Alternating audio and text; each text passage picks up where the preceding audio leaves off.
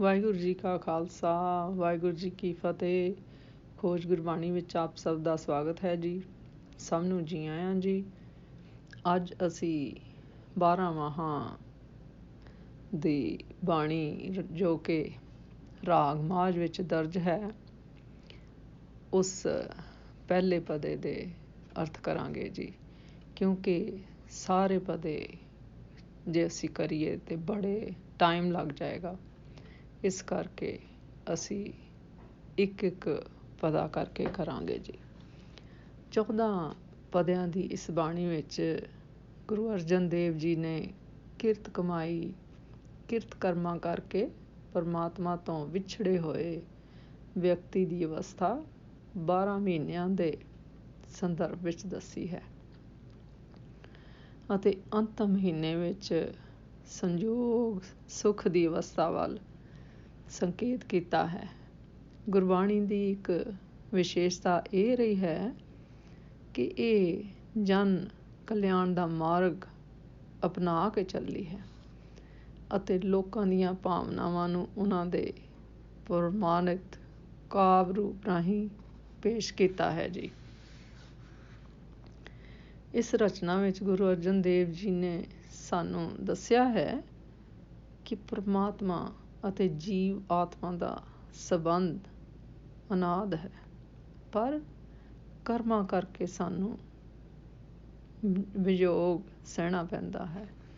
ਮਾਇਆ ਦੇ ਮਾੜੇ ਪ੍ਰਭਾਵ ਵਿੱਚ ਆ ਕੇ ਜੀਵ ਆਤਮਾ ਆਪਣੀ ਵੱਖਰੀ ਹੋਣ ਦਾ ਅਹਿਸਾਸ ਕਰਨ ਲੱਗ ਪੈਂਦੀ ਹੈ।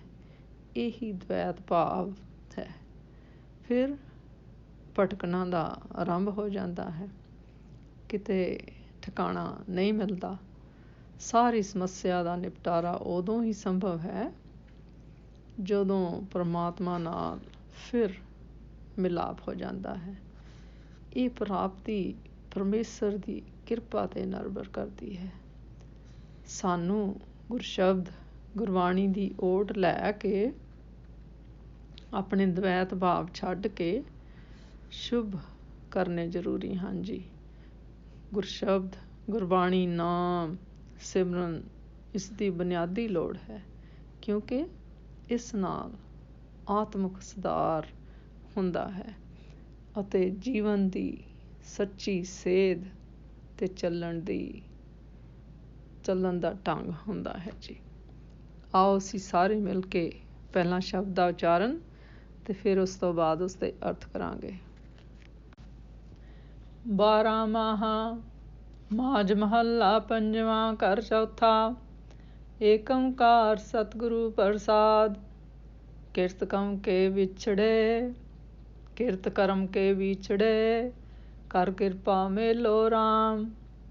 ਚਾਰ ਕੁੰਟ ਦੈ ਦਿਸ ਪਰਮੇ, ਥਾਕਾਏ ਪ੍ਰਭ ਕੀ ਸਾਮ। ਤੇਨ ਦੁਧੇ ਤੇ ਬਾਹਰੀ, ਕਿਤੇ ਨ ਆਵੇ ਕਾਮ। ਜਲ ਬਿਨ ਸਾਖ ਕੁਮਲਾਵਤੀ, ਉਪਜੇ ਨਾਹੀ ਦਾਮ। ਹਰ ਨਾਂ ਨ ਮਿਲਿਏ ਸਾਜਨੇ, ਕਤ ਪਾਈਏ ਬਿਸਰਾਮ। ਜਿਤ ਘਰ ਹਰ ਕੰਤ ਨ ਪ੍ਰਗਟਈ, ਪਠ ਨਗਰ ਸੇ ਗ੍ਰਾਮ। ਸਰਬ ਸਿਗਾਰ ਤੰਬੋਲ ਰਸ, ਸਣ ਦੇਹੀ ਸਭ ਖਾਮ। ਪ੍ਰਭ ਸੁਆਮੀ ਕੰਤ ਵਹੂਣੀਆਂ, ਮੀਤ ਸੱਜਣ ਸਭ ਜਾਮ। ਨਾਨਕ ਕੀ ਬੇਨੰਤੀਆ, ਕਰ ਕਿਰਪਾ ਦੀਜੇ ਨਾਮ। ਹਰ ਮੇਲੋ ਸੁਆਮੀ ਸੰਗ ਪ੍ਰਭ, ਜਿਸ ਕਾ ਨੇਚਲ ਧਾਮ। ਨਾਨਕ ਕੀ ਬੇਨੰਤੀਆ, ਕਰ ਕਿਰਪਾ ਦੀਜੇ ਨਾਮ। ਹਰ ਮੇਲੋ ਸੁਆਮੀ ਸੰਗ ਪ੍ਰਭ, ਜਿਸ ਕਾ ਨੇਚਲ ਧਾਮ। ਗੁਰੂ ਜੀ ਕਹਿੰਦੇ ਹਨ ਕਿ 12 ਮਾਹਾਂ ਬਾਣੀ ਦਾ ਪਹਿਲਾ ਅੰਕ ਵਸਤੂ ਨਿਰਦੇਸ਼ ਮੰਗਲ ਦਾ ਸੂਚਕ ਹੈ, ਕਿਉਂਕਿ ਇਸ ਵਿੱਚ ਅਕਾਲ ਪੁਰਖ ਜੀ ਦੇ ਸਨਮੁਖ ਬੇਨਤੀ ਦਰਜ ਹੈ, ਜੋ ਬਿਰਹੋਂ ਤਰਲੇ ਅਤੇ ਕੀਰਨਿਆਂ ਨਾਲ ਭਰਪੂਰ ਹੈ। ਇਸ ਵਿੱਚ ਜੀਵ ਦੇ ਵਿਛੋੜੇ ਦਾ ਮੂਲ ਕਾਰਨ ਇਸ ਦੇ ਆਪਣੇ ਕਰਮ ਦੱਸੇ ਹਨ। ਆਪਣਾ ਕਸੂਰ ਮੰਨਣਾ ਇੱਕ ਪ੍ਰਕਾਰ ਕੀਤੇ ਹੋਏ ਪਾਪ ਕਰਮਾਂ ਦਾ ਪਰਚਾਤ ਕਰਨਾ ਹੁੰਦਾ ਹੈ। ਪਰ ਇਹ ਤੱਥ ਨਿਸ਼ਚੇ ਕਰਕੇ ਸਹੀ ਜਾਣੋ ਕਿ ਪਰਮੇਸ਼ਰ ਨੇ ਜੀਵ ਰੂਪ ਪੁੱਤਰ ਨੂੰ ਆਪਣੇ ਨਾਲੋਂ ਨਹੀਂ ਵਿਛੋੜਿਆ, ਕਿਉਂਕਿ ਪਿਤਾ ਕਦੇ ਵੀ ਆਪਣੇ ਪ੍ਰਾਣ ਰੂਪ ਪਿਆਰੇ ਪੁੱਤਰ ਨੂੰ ਆਪਣੇ ਨਾਲੋਂ ਵੱਖ ਕਰਨ ਲਈ ਤਿਆਰ ਨਹੀਂ ਹੁੰਦਾ, ਸਗੋਂ ਆਪਣੇ ਸਨਮੁਖ ਬਿਠਾ ਕੇ ਉਸ ਨੂੰ ਆਪਣੀ ਆਗਿਆ ਵਿੱਚ ਕੰਮ ਕਰਦਾ ਵੇਖ ਕੇ ਪ੍ਰਸੰਨ ਹੁੰਦਾ ਹੈ। ਜਦੋਂ ਪੁੱਤਰ ਕਬੂਤਰਾਂ ਵਾਲੇ ਕੰਮ ਕਰਨ ਲੱਗ ਪਵੇ, ਪਿਓ ਦੇ ਆਖੇ ਹੀ ਨਾ ਲੱਗੇ, ਬੋਲ ਬੋਲੇ ਕਿੰਤੂ ਪ੍ਰੰਤੂ ਕਰੇ, ਤਾਂ ਅਜਿਹੀ ਹਾਲਤ ਵਿੱਚ ਉਹ ਆਪਣੇ ਆਪ ਹੀ ਪਿਤਾ ਤੋਂ ਪਾਰਖਤੀ ਲੈਣ ਦਾ ਭਾਗੀ ਬਣ ਜਾਂਦਾ ਹੈ। ਇਸੇ ਤਰ੍ਹਾਂ ਅਸੀਂ ਪਰਮਾਤਮਾ ਤੋਂ ਆਪ ਆਪਣੇ ਦਵੈਤ ਭਾਵਾਂ ਕਾਰਨ ਵਿਛੜੇ ਹੋਏ ਹਾਂ, ਕਿਸੇ ਹੋਰ ਦਾ ਦੋਸ਼ ਨਹੀਂ। ਕਰਮ ਸ਼ਬਦ ਦਾ ਧਾਤ ਕਰ ਹੈ, ਜਿਸ ਦੇ ਅਰਥ ਹਨ ਕੰਮ ਕਰਨਾ। ਸੰਸਾਰ ਦੇ ਹਰ ਇੱਕ ਧਰਮ ਦੇ ਕਰਮਾਂ ਦੀ ਰੂਪ ਰੇਖਾ ਆਪਣੇ ਮਤ ਅਨੁਸਾਰ ਹੈ, ਪਰ ਸਿੱਖ ਧਰਮ ਵਿੱਚ ਕਰਮਾਂ ਦੀ ਆਧਾਰਸ਼ਿਲਾ ਆਦਿ ਸ੍ਰੀ ਗੁਰੂ ਗ੍ਰੰਥ ਸਾਹਿਬ ਜੀ ਦੀ ਪਵਿੱਤਰ ਬਾਣੀ ਹੈ। ਕਈ ਸੱਜਣ ਬਿਨਾਂ ਸੋਚੇ ਸਮਝੇ ਹੀ ਬ੍ਰਹਮ ਗਿਆਨ ਦੀ ਅਵਸਥਾ ਦੇ ਬਚਨ, ਜਿੱਥੋਂ ਤੱਕ ਉਹਨਾਂ ਦੀ ਆਪਣੀ ਸਮਝ ਹੁੰਦੀ ਹੈ, ਕਰਨੇ ਆਰੰਭ ਕਰ ਦਿੰਦੇ ਹਨ। ਉਹ ਆਖਦੇ ਹਨ ਕਿ ਮੈਂ ਜੋ ਕੁਝ ਕਰ ਰਿਹਾ ਹਾਂ, ਜੋ ਪਾਪ ਵੀ ਕਰ ਰਿਹਾ ਹਾਂ, ਬਾਰ ਬਾਰ ਉਹੀ ਪਾਪ ਕਰਕੇ ਆਦਤ ਬਣਾ ਲਿਆ ਹਾਂ, ਉਹ ਸਭ ਕੁਛ ਉਸ ਪਰਮੇਸ਼ਰ ਦੇ ਹੁਕਮ ਵਿੱਚ ਹੋ ਰਿਹਾ ਹੈ। ਉਹ ਆਖਦੇ ਹਨ ਕਿ ਸਾਰੇ ਚੰਗੇ ਮੰਦੇ ਕੰਮ ਵਾਹਿਗੁਰੂ ਆਪ ਹੀ ਕਰਾਉਂਦਾ ਹੈ, ਮਨੁੱਖ ਵਿਚਾਰੇ ਦੇ ਹੱਥ ਕੁਝ ਨਹੀਂ। ਜੇ ਇਸ ਵਿਚਾਰ ਨੂੰ ਸਹੀ ਮੰਨ ਲਈਏ ਤਾਂ ਪਾਪ ਪੁੰਨ ਅਤੇ ਨਰਕ ਸਵਰਗ ਦੀ ਕੋਈ ਗੱਲ ਕਰਨੀ ਵਿਅਰਥ ਹੀ ਹੋਵੇਗੀ। ਹਰ ਇੱਕ ਜਗਿਆਸੂ ਆਪਣੇ ਵਿਚਾਰਾਂ ਦੀ ਪੁਸ਼ਟੀ ਗੁਰਬਾਣੀ ਵਿੱਚੋਂ ਲੋੜੀਂਦੇ ਪ੍ਰਮਾਣਾਂ ਰਾਹੀਂ ਕਰਨ ਦਾ ਯਤਨ ਕਰਦਾ ਹੈ, ਪਰ ਉਹ ਗੁਰਮਤਿ ਦੀ ਇਕਾਈ ਨਾਲ ਜੋੜਨ ਤੋਂ ਅਸਮਰੱਥ ਹੁੰਦਾ ਹੈ, ਕਿਉਂਕਿ ਉਸਨੇ ਗੁਰਸਾਗਰ ਗੁਰਬਾਣੀ ਗੁਰੂ ਰੂਪੀ ਜੋ ਰਤਨਾਂ ਨਾਲ ਭਰਪੂਰ ਹੈ, ਉਸ ਦਾ ਚੰਗੀ ਤਰ੍ਹਾਂ ਅਭਿਆਸ ਹੀ ਨਹੀਂ ਕਰਦੇ ਅਤੇ ਕਹਿੰਦੇ ਹਨ ਕਿ ਉਹ ਬੜੇ ਅਭਿਆਸੀ ਹਨ ਅਤੇ ਗੁਰਬਾਣੀ ਨੂੰ ਬੜੀ ਅੱਛੀ ਤਰ੍ਹਾਂ ਸਮਝਦੇ ਹਨ। ਗੁਰੂ ਸਾਹਿਬ ਨੇ ਸਰੀਰ ਨੂੰ ਇੱਕ ਖੇਤ ਦੀ ਦਿਹਾਈ ਦੱਸਿਆ ਹੈ। ਖੇਤ ਵਿੱਚ ਜਿਹੋ ਜਿਹਾ ਬੀਜ ਬੀਜੀਏ, ਉਸਨੂੰ ਉਹੋ ਜਿਹਾ ਹੀ ਫਲ ਲੱਗਦਾ ਹੈ। ਕੋਈ ਮਨੁੱਖ ਕੰਡੇ ਬੀਜ ਕੇ ਫੁੱਲਾਂ ਦੀ ਆਸ ਕਰੇ ਜਾਂ ਜ਼ਹਿਰ ਬੀਜ ਕੇ ਅੰਮ੍ਰਿਤ ਦਾ ਇੱਛਾਵਾਨ ਹੋਵੇ, ਕਿੱਕਰ ਬੀਜ ਕੇ ਬੇਜੌਰ ਦੇਸ਼ ਦੀਆਂ ਦਾਖਾਂ ਦਾ ਸਵਾਦ ਮਾਣਨਾ ਚਾਹੇ, ਤਾਂ ਇਹ ਇੱਕ ਅਨਹੋਣੀ ਗੱਲ ਤੋਂ ਸਿਵਾਏ ਕੁਝ ਨਹੀਂ।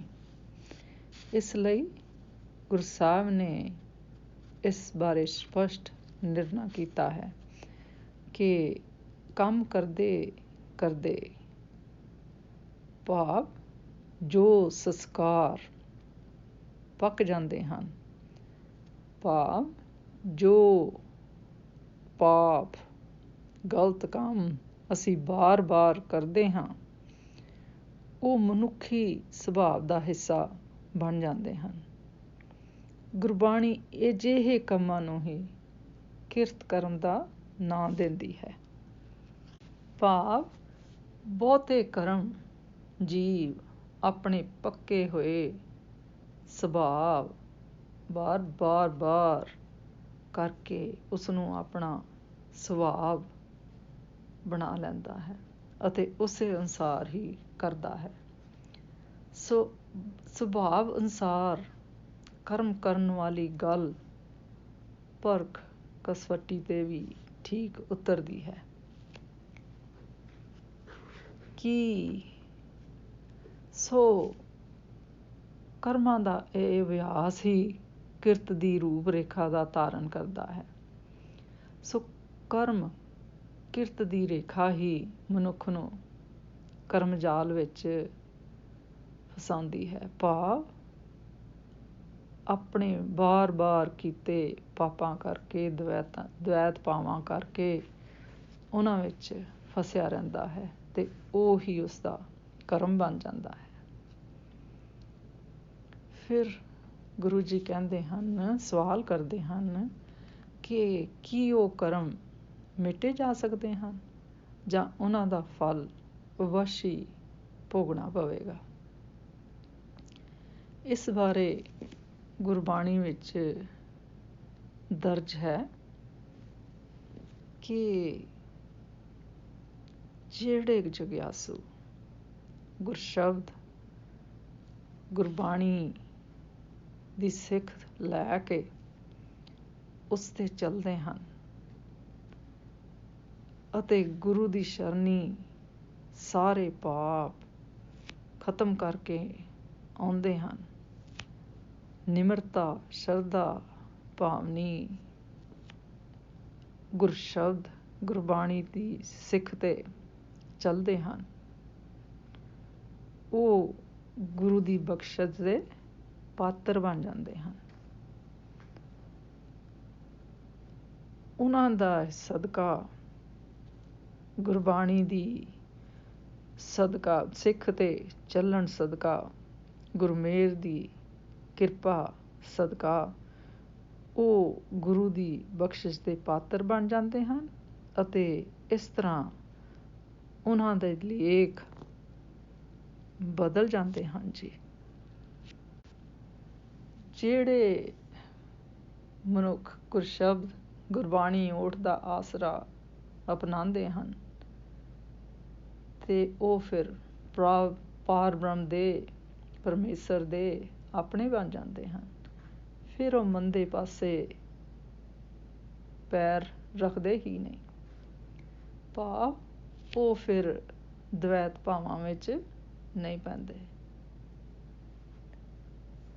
ਅਤੇ ਇੱਕ ਵਿਸ਼ੇਸ਼ ਗੱਲ ਗੁਰੂ ਜੀ ਫਿਰ ਦੱਸਦੇ ਹਨ ਕਿ ਇੱਕ ਵਿਸ਼ੇਸ਼ ਗੱਲ ਚੇਤੇ ਰੱਖਣ ਵਾਲੀ ਇਹ ਹੈ ਕਿ ਪਾਪ ਕਰਮ ਕਿਤਨੇ ਹੀ ਬਲਵਾਨ ਕਿਉਂ ਨਾ ਹੋਣ, ਪਰ ਗੁਰਸ਼ਬਦ ਗੁਰਬਾਣੀ ਦੀ ਸਿੱਖ ਲੈ ਕੇ ਚੱਲਣਾ,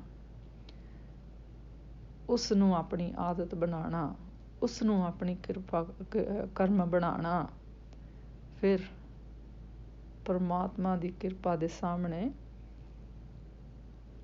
ਉਹ ਪੂਰੇ ਉਤਰਦੇ ਹਨ।